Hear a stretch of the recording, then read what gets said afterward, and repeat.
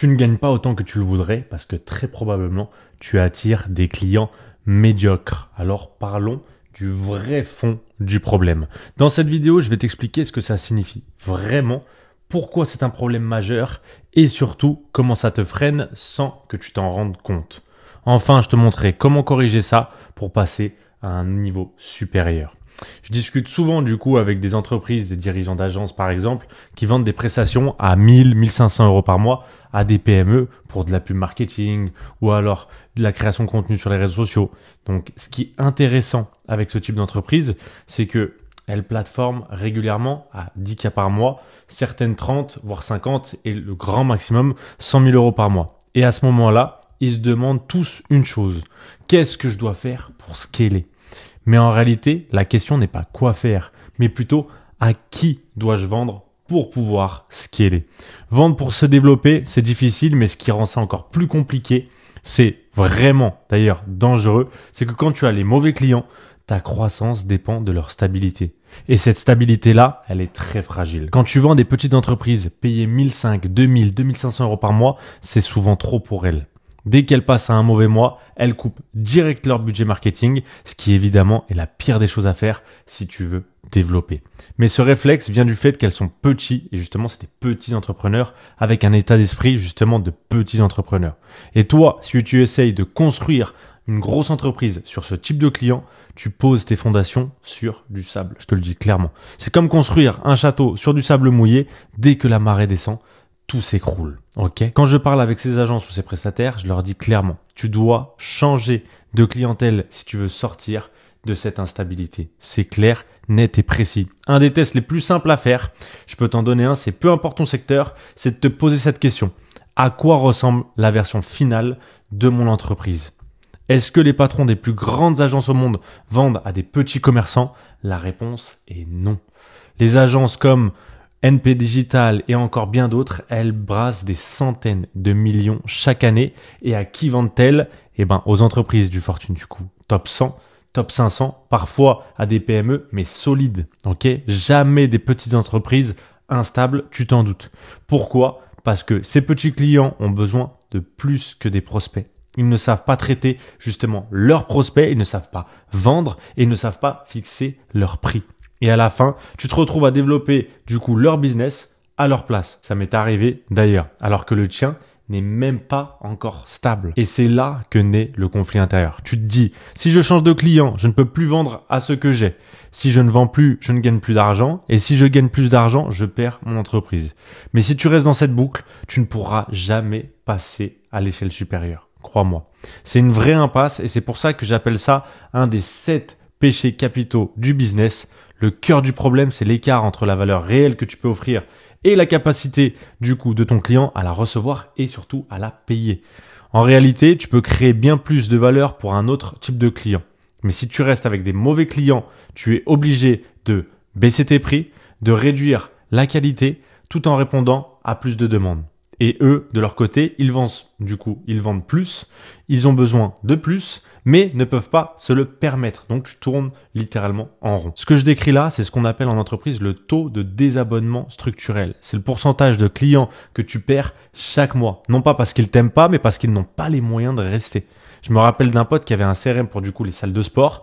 Je lui ai dit du coup, tu dois garder 90, allez, 100% du coup chaque année. Je lui demande ça parce qu'il avait vraiment une entreprise qui était incroyable au niveau de la scalabilité pour les salles de sport et il me dit que non, il est littéralement à 5%. Je lui dis du coup 5% par an, il me dit par mois. Ok, donc là c'est très très grave, c'est plus de 5% chaque mois.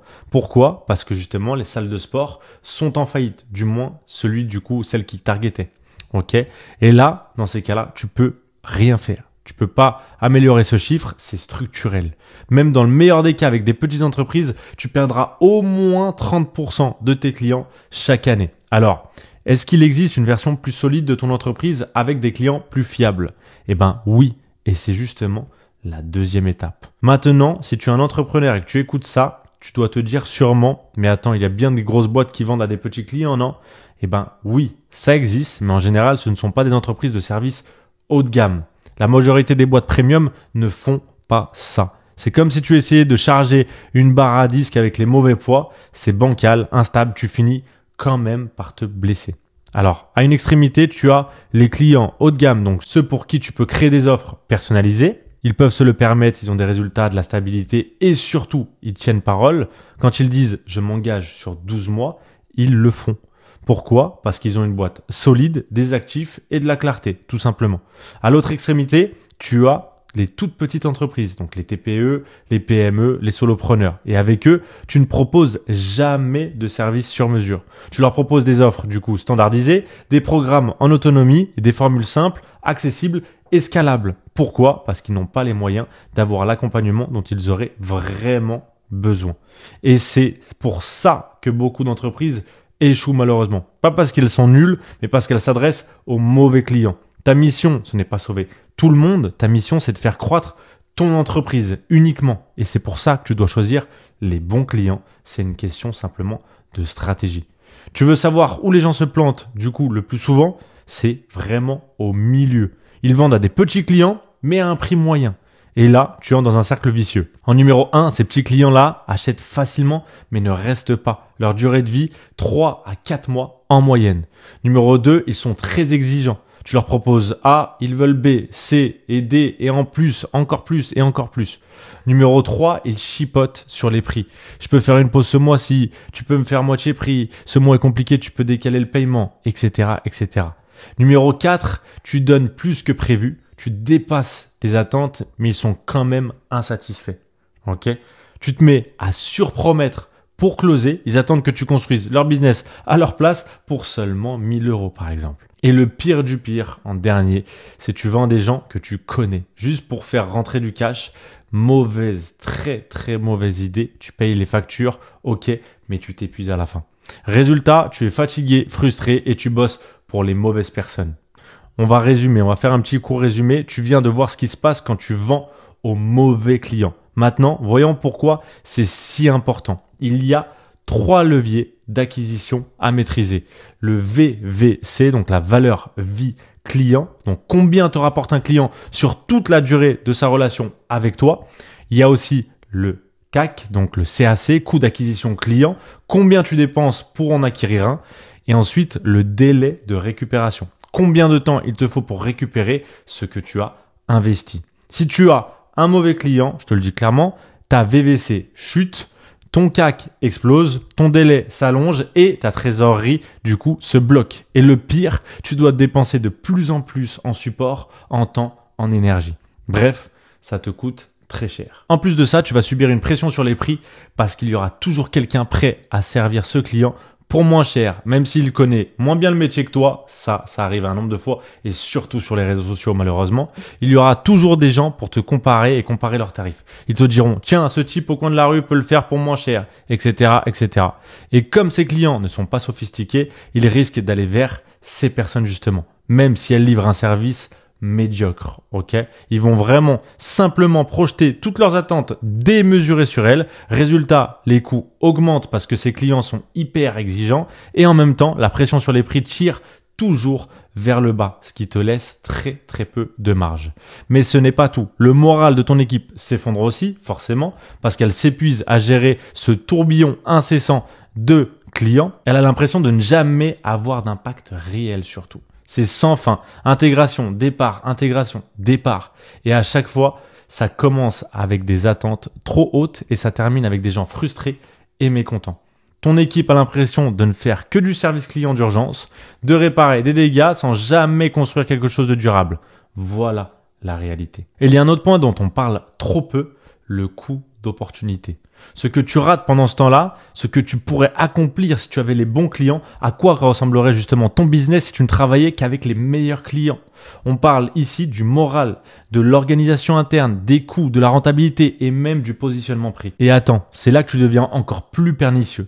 Tu pourrais te dire, rien que ça, c'est une bonne raison d'arrêter, mais je t'en donne une autre. Ta réputation va en prendre un coup, je te le dis clairement. Au début, tu réussis à vendre à ces clients parce que tu promets plus que tout le monde et avec un prix raisonnable. Donc oui, tu vas avoir un afflux de clients au début, mais qui seront ces premiers clients ? Des gens qui te connaissent un peu, qui sont prêts à faire un effort, mais dès que tu touches le marché de masse, tout bascule. Ces nouveaux clients plus froids, moins impliqués, vont vite perdre confiance en toi, malheureusement. Et tu sais quoi? Ils sont souvent capricieux, instables. Ils peuvent ruiner ta réputation, non pas parce que tu as mal travaillé, mais parce que tu n'as pas sauvé leur business. Eux, ils veulent un sauveur. Ok? Et crois-moi, ne vends jamais à quelqu'un qui cherche un sauveur. Tu es le seul à pouvoir te sauver de toi-même et c'est valable pour eux aussi. Tu commenceras à le sentir avec un signe clair. Ton coût d'acquisition client explose. Et pas parce que les plateformes doublent leur prix, même si c'est souvent le cas sur 1 ou 2 ans. Non, c'est parce que ton CAC double alors que les CPM, donc les coûts par 1000 impressions, n'ont pas suivi la même tendance. Et c'est parce qu'il y a une main invisible contre toi. Beaucoup misent sur le bouche à oreille, mais en réalité, et tu le sais très très bien, c'est que les gens parlent beaucoup plus des mauvaises expériences que des bonnes. Un mauvais client mécontent, ça fait 10 fois plus de bruit qu'un client satisfait. En résultat, tes coûts d'acquisition continuent d'augmenter, tes marges se compressent. Pourquoi? Parce que les mauvais clients détruisent ton business de l'intérieur. Et c'est pas fini. Non seulement leur valeur vie est faible, mais en plus, ils rendent ton quotidien infernal. Pression sur les prix, tension dans les opérations, morale au plus bas. Et le pire, ton délai de récupération s'allonge. Tu récupères moins de marge sur chaque client, ton acquisition coûte plus cher, donc le temps pour rentrer dans tes frais explose. C'est ce qu'on appelle le cycle de conversion de trésorerie. Le temps qu'il faut pour que l'argent investi revienne dans les caisses pour pouvoir continuer à grandir. Plus ce cycle est long, plus c'est difficile de se développer et à un moment donné, ton business stagne, il s'arrête. Bref, on vient de poser les bases. Donc voici le problème dans toute son ampleur.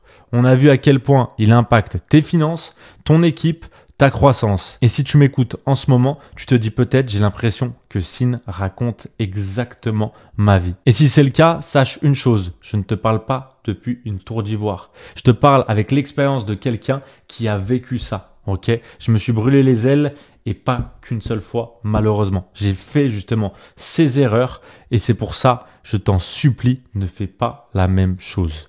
Et maintenant que tu te dis, ok, c'est moi, le médecin vient de dire mes symptômes, c'est quoi le remède? Quelle est la solution? Eh bien, entrons dans le vif du sujet. Si tout ça te semble familier, c'est probablement parce que je viens de décrire certains des problèmes qui apparaissent à l'étape 4, la priorisation. C'est à ce stade que tu as ta première équipe, tu commences à agir comme un vrai manager. En général, tu gères entre 5 et 10 personnes, parfois des freelances ou des sous-traitants qui te donnent un coup de main et très rarement des solopreneurs. Et là, tu te poses cette question. Quelles sont tes contraintes? Tu reçois trop de prospects non qualifiés. Il va falloir créer des offres gratuites, plus percutantes, plus créatives pour générer du volume. Puis, une fois ce volume généré, tu dois ajouter des frictions et des étapes de qualification. Ce volume devient donc alors auto-sélectif. En gros, tu dois apprendre à dire non. Ensuite, il faut spécialiser ton produit et ajuster ton pricing pour correspondre à cette nouvelle niche. C'est très, très important. D'ailleurs, quand je dis niche, je veux juste dire cibler ton audience de façon plus précise. Si tout ça te parle et que tu te demandes du coup quels autres problèmes tu vas devoir affronter dans la croissance de ton business, laisse-moi t'expliquer. Ce que tu viens de lire, c'est un extrait de notre appel stratégique. Chaque étape a ses problèmes et ses solutions. Donc, si tu veux savoir où tu en es, réserve un appel offert avec moi ou un membre de mon équipe. Le lien est dans la description. Donc, pour tous les directeurs d'agence, les coachs, les thérapeutes ou encore les consultants uniquement. Ok, tu as un appel qui est totalement offert là où on fait un diagnostic gratuit de ton business. Donc, si tu as envie de clarté sur ton projet, réserve dès maintenant ton appel. Le lien est dans la description ou alors dans le commentaire épinglé. Ok.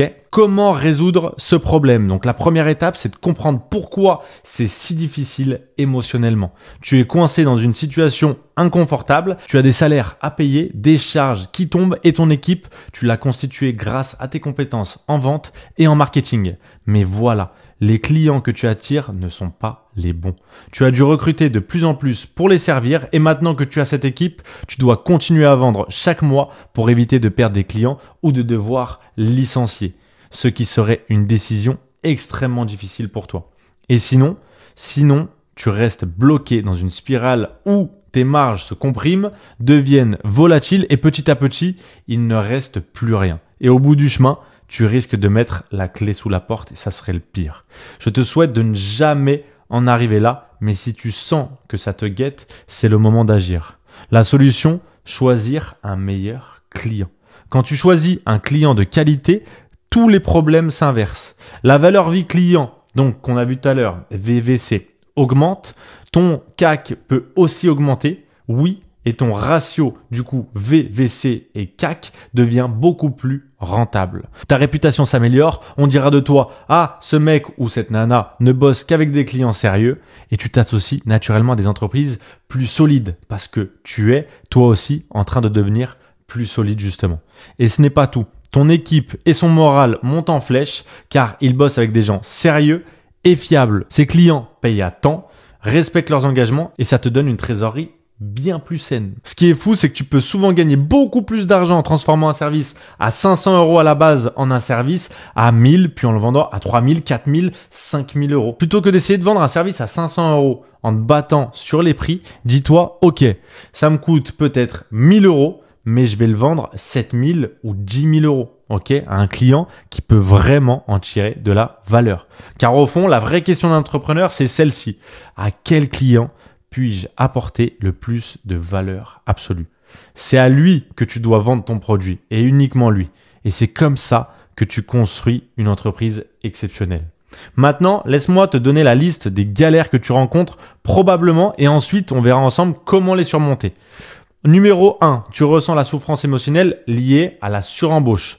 Numéro 2, tu continues de bosser avec des clients qui t'épuisent et ne rentabilisent pas ton travail. Numéro 3, tes équipes sont surchargées, le moral est bas et tu n'as pas le luxe de ralentir. Numéro 4, tes marges fondent et ta croissance devient instable. Et enfin, numéro 5, tu as peur de changer de cap parce que tu te dis « et si je perds tout ce que j'ai construit ?» Ça, c'est le pire. Mais tout ça peut changer et ça commence en choisissant un meilleur client. Et si tu veux la suite, tu veux qu'on creuse ton cas personnellement, alors réserve ton appel stratégique offert directement en description, ok, pour reprendre le contrôle. Tu es capable de beaucoup plus, c'est le moment d'agir. Ok. Deuxièmement, tu ne sais pas encore si cette nouvelle voie te permettra de réussir ta transition. Mais ce que tu sais, c'est que ta voie actuelle ne fera qu'aggraver les choses. Alors vraiment, reste lucide. Troisièmement, tu es émotionnellement attaché à ton niveau de revenu actuel. Tu sais, personne n'a envie de passer de 200 000 € à 100 000 € par mois ou encore de 50 000 à 20 000 € par mois. Peu importe ton chiffre d'affaires. Tu peux ajouter ou retirer autant que tu veux. Ce blocage touche tous les niveaux. On s'attache à ce niveau par pur ego. Mais en réalité, ça ne veut rien dire. Demande-toi, est-ce que tu préfères atteindre ton objectif dans 5 ans ou ne jamais l'atteindre du tout? Parce que parfois, le chemin le plus rapide pour bâtir un business à, par exemple, 3, 4, 5 millions d'euros n'est pas le même que celui pour en construire à 1 million. Okay? C'est pour ça qu'il faut poser des fondations différentes. Tous les grands entrepreneurs l'ont fait. Ils ont accepté de reculer pour mieux avancer. On atteint parfois ce qu'on appelle un maximum local. On grimpe une colline et on se dit « pourquoi je ne vais pas plus loin ?» La réponse, c'est qu'il faut redescendre pour gravir une montagne plus haute. Ces faux sommets trompeurs, tu crois avoir atteint du coup le top, mais quand les nuages se dissipent, tu réalises que les vrais sommets est bien plus loin. Et là, l'ego prend un coup. Je ne veux pas repasser de 100 000 à 50 000. Pourtant, ce recul est souvent nécessaire. L'entrepreneuriat, c'est ça aussi. Tuer son ego. Accepter qu'on fera plus d'erreurs que de bons coups. Mais ce qui te freine vraiment, c'est de refuser de l'admettre. Et ce que personne ne te dit, c'est que si tu ne changes pas, tu finiras par redescendre à ces 50 000 de toute façon. Alors, autant le faire volontairement, de manière stratégique pour avancer vers tes vrais objectifs. Parce que oui, tôt ou tard, ton entreprise rétrécira si elle reste figée comme elle l'est aujourd'hui. L'une de mes grandes règles, c'est que si je sais qu'un truc doit arriver, alors autant le provoquer moi-même, aujourd'hui.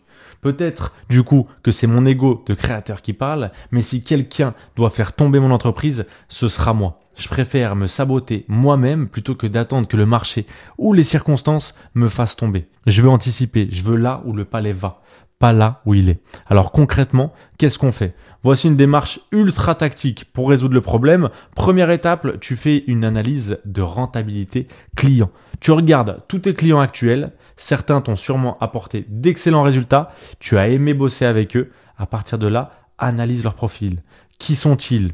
Comment sont-ils arrivés chez toi? À quoi ressemble-t-il? Comment se comporte-t-il? Quelles sont les caractéristiques psychologiques, leurs valeurs, leurs habitudes? Quel est leur effectif, leur chiffre d'affaires, leur niveau de maturité? Pose-toi aussi cette question essentiels qu'ont-ils fait après avoir rejoint ton entreprise que les autres n'ont pas fait?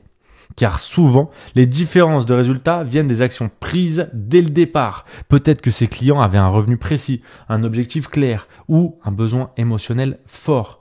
Peu importe. Ce qui compte, c'est leur comportement à l'arrivée et leur engagement. Un exemple fictif, tu remarques que tu as de super résultats, par exemple avec des femmes divorcées de plus de 45 ans, qui gagnaient plus de X euros et qui, dès leur arrivée, ont répondu à ton premier appel et suivi à la lettre ton programme dès les 7 premiers jours. C'est ça qu'il faut analyser. Leur profil, leurs attitudes initiales, leur capacité d'exécution. Parce que c'est là que se trouve la vraie valeur. Et ensuite, tu te poses la question centrale. Si je dois cloner en un seul type de client, ce serait lequel? Peut-être que tu entends tout ça et que tu te dis « Ok, c'est bien joli, mais j'ai des factures à payer ». Justement, c'est parce que tu as des factures à payer que tu dois te concentrer ton énergie sur les clients les plus rentables, les plus alignés, les plus transformables. C'est ça, construire un business intelligent. Je te le dis franchement, parfois, il faut redescendre la montagne pour mieux la remonter. Ce qui est fou, c'est combien de fois je parle à un commerçant qui me dit « Tu sais quoi, je servirais bien ces clients, mais ils ne payent pas assez. » Et là, on peut juste répondre « Devine qui fixe tes prix. » C'est toi et uniquement toi. S'il y a un prix qui vaut le coup, fixe-le. Et si quelqu'un refuse de payer, tant mieux. C'est le capitalisme, c'est un échange volontaire. Une fois que tu sais qui sont tes clients, ce qu'ils font en arrivant et ce qu'ils ont accompli grâce à toi, tu redéfinis justement ton nouveau profil client. Certains appellent ça un profil client idéal, un PCI. D'autres, un avatar client. Peu importe le nom, c'est la personne à qui tu veux vendre. Une fois ce nouveau PCI défini, il faut repenser et réaligner du coup toute ton entreprise, positionnement, communication, etc. Ça veut dire que ton offre doit coller à ce client. Tes titres doivent leur parler, les témoignages que tu montres doivent leur correspondre, les expériences du coup d'intégration doivent être pensées pour lui ou elle, et ton équipe commerciale ne doit pas vendre à ceux qui ne correspondent pas à ton profil. Tu dois être prêt ou prête à dire non au petit budget aujourd'hui pour gagner gros demain. Ça implique un vrai processus de qualification, oui. Il faut parfois refuser des clients. Tu penses que tu pourrais faire appel par exemple à Alex Hormozy ou alors à un Charlie Morgan, l'une des plus grandes figures justement dans l'infoprenariat par exemple? Eh ben non, il ne t'accepterait pas parce que le ticket d'entrée est bien trop élevé pour que tu rentres là-dedans quand tu fais des petits revenus. Ok? Un signe qui montre qu'une entreprise ne tourne pas bien, c'est qu'elle dit oui à tout le monde. C'était notre cas au début. On a accepté beaucoup de personnes, on s'est rendu compte que c'était vraiment une mauvaise, même très très mauvaise chose. Ok? En réalité, tu n'as tout simplement pas encore choisi à qui tu veux vraiment servir. Alors tu te dis, ok Essine, je vais faire cette étude de marché, identifier mes meilleurs clients et dire que ce sont eux mes nouveaux clients types. Je vais adapter tous mes messages, mes tunnels de vente, mes offres et mes prix en fonction d'eux. Et le point clé, c'est que si tu ne vendais qu'à ces 20% de clients les plus performants, quel serait ton nouveau prix? Sans doute beaucoup plus élevé. Pourquoi? Parce que tu peux offrir plus de valeur à ces clients-là, plutôt que de mettre des prix moyens, bon marché pour les bons clients et élevés pour les mauvais. Fixe des tarifs adaptés à ceux qui vont en tirer le maximum et surtout, vends uniquement à ces clients. Voilà ce que c'est que la qualification. Une fois que tu as ça, comment passes-tu de ce petit pic à un sommet plus haut? Comment monter jusqu'au sommet de ta montagne? Il faut une transition. Il faut s'éloigner des clients elfes, entre guillemets, ceux qui coûtent plus qu'ils ne rapportent. Cela peut vouloir dire, par exemple, fixer un plafond à court terme, ne vendre que 30% de clients en dessous d'un certain seuil, et chaque commercial peut avoir un quota de petits clients qu'il vend pour assurer un flux de trésorerie mensuel. Si tu gères bien cette transition, tes clients les plus rentables et fidèles deviendront encore plus profitables et resteront plus longtemps. Ensuite, tu vas pouvoir faire une de ces choses, diminuer la part des clients indésirables, qui est une horreur, augmenter la part des 20% les plus performants et avec le temps, voir ces 20% devenir 80%. Et à un moment donné, tu cesseras complètement de vendre aux mauvais clients. Quand ça justement arrivera, tu auras mis fin à cette activité compliquée.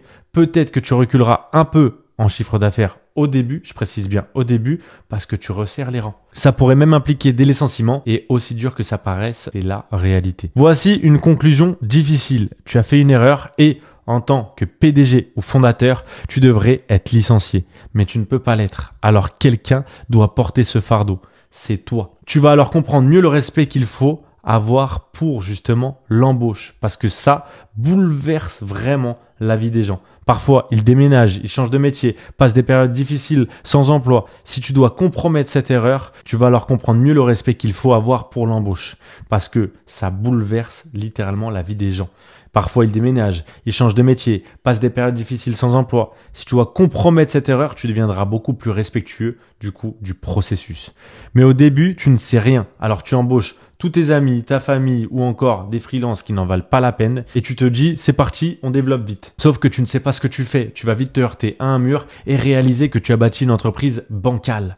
Tu as deux choix, soit rester là parce que tu veux éviter la conversation gênante, soit ce que je te conseille c'est d'accorder une petite indemnité de départ à ceux que tu dois remercier. Ok, alors donne-leur leur argent en leur disant tiens, j'ai raté un truc plutôt que de retirer de l'argent ce mois-ci. Je vais t'en donner pour que tu tiennes 2 à 4 semaines en plus, peu importe ce qu'il se passe. Si tu as une petite entreprise, je comprends que ça puisse faire beaucoup. Plus l'entreprise est grande, plus l'indemnité de départ sera en général longue. Ça préserve aussi ta réputation d'entrepreneur, ce qui est super important. Et quand tu prends ces décisions, tu dois en assumer pleinement la responsabilité. J'ai vécu ce genre de situation des dizaines de fois avec différentes boîtes et il faut se dire, je suis responsable. C'est ma faute. Je me sens mal, c'est dur, déprimant même, mais je ne peux rien changer d'autre parce qu'au final, je dois garder le navire à flot pour justement peut-être dans 6 ou 12 mois pouvoir te réembaucher. Sauf s'ils sont mauvais. Ça, dans ces cas-là, tu le vois d'ici la première ou alors la deuxième semaine. On fait des tests de 2 semaines, nous, généralement, dans notre entreprise. J'ai eu plein d'occasions, du coup, de revenir avec une sortie digne quand je contacte quelqu'un et qu'on se donne, du coup, une nouvelle chance après avoir réglé le problème de fond qui émanait de nous. Donc, beaucoup sont prêts à revenir si tu laisses justement la porte ouverte au lieu de la claquer. Tu entretiens aussi de meilleures relations sur le long terme. Ces gens d'ailleurs peuvent revenir bosser pour toi en tant que contractuel, puis peut-être sur le long terme. Le truc, c'est que surtout quand tu te lances dans un business, le business, c'est très long. La vie aussi est longue. J'ai des gens qui ont travaillé pour moi il y a des mois en arrière et qui reviennent après avoir acquis plein de nouvelles compétences. Et ça, je trouve ça génial. Le problème, c'est si tu claques la porte au nez aux gens, tu perds cette chance à jamais. Moi, je préfère toujours partir de manière respectueuse, surtout si c'est involontaire, comme si eux n'avaient rien fait de mal, que c'est toi qui as merdé et que c'est à cause de ton erreur qu'ils doivent partir. Et si tu te dis « je ne peux pas faire ça », alors tu choisis finalement de condamner tout le monde. Contrairement aux films hollywoodiens, où on peut sauver tout le monde, ce n'est pas la vraie vie. Dans la vraie vie, comme aux échecs, il faut parfois sacrifier des pions.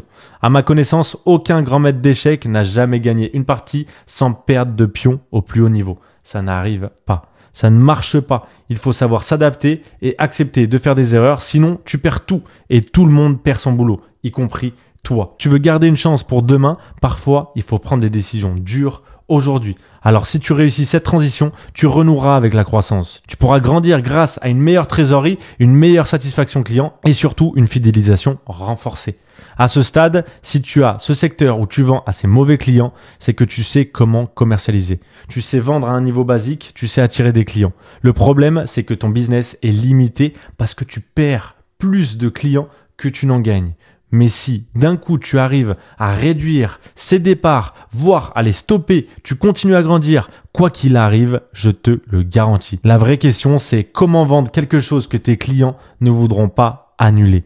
Et parfois, pour ça, il faut changer de cible.